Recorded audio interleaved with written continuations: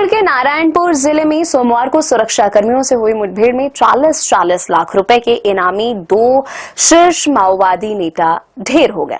Police अधिकारियों ने यह जानकारी दी है। उन्होंने बताया कि नक्सलियों की पहचान राजू दादा उर्फ कट्टा रामचंद्र रेड्डी और कोसा दादा उर्फ कादरी सत्यनारायण रेड्डी के रूप में हुई है। उन्होंने कहा कि दोनों प्रतिबंधित भारतीय कम्युनिस्ट पार्टी की केंद्रीय समिति के सदस्य थे। छत्तीसगढ़ में इस साल अब तक अलग अलग मुठभेड़ों में 249 नक्सली मारे जा चुके हैं। केंद्रीय गृह मंत्री अमित शाह ने इस अभियान की प्रशंसा की और इसे सुरक्षा बलों की बड़ी जीत बताया है। मुख्यमंत्री विष्णुदेव साय ने इसे छत्तीसगढ़ में नक्सलवाद के खिलाफ जारी लड़ाई में एक निर्णायक उपलब्धि बताया है। नारायणपुर के पुलिस अधीक्षक रॉबिन्सन गुरिया ने बताया कि आज सुबह महाराष्ट्र से सटे अबूझमाड़ के जंगल में उस समय मुठभेड़ शुरू हुई जब सुरक्षा बल क्षेत्र में बड़े माओवादियों की गतिविधियों की सूचना के आधार पर तलाशी अभियान पर थे। उन्होंने बताया कि घटनास्थल से 2 पुरुष माओवादियों के शव बरामद होने से पहले कई घंटों तक रुक रुक कर गोलीबारी होती रही।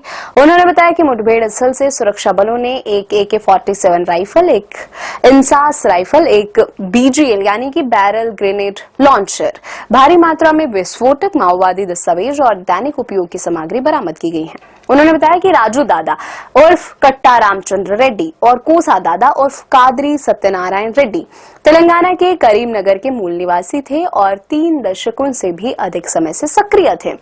एसपी ने बताया कि उन्होंने बस्तर में कई हिंसक वारदातों की साजिश रची जिसमें सुरक्षा कर्मियों और आम लोगों की जान गई।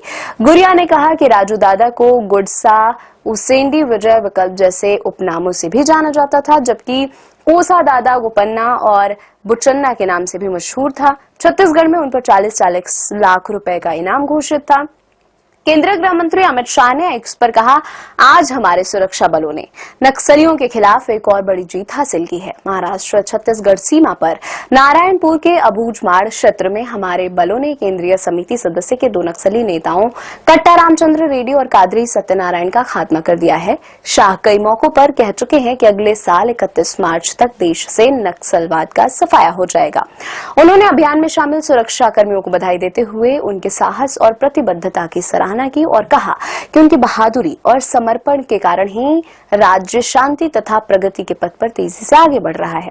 साय ने कहा कि प्रधानमंत्री नरेंद्र मोदी के विजन और केंद्रीय गृह मंत्री अमित शाह के नेतृत्व में नक्सलवाद का अंत अब पहले से कहीं अधिक निकट और निश्चित प्रतीत होता है।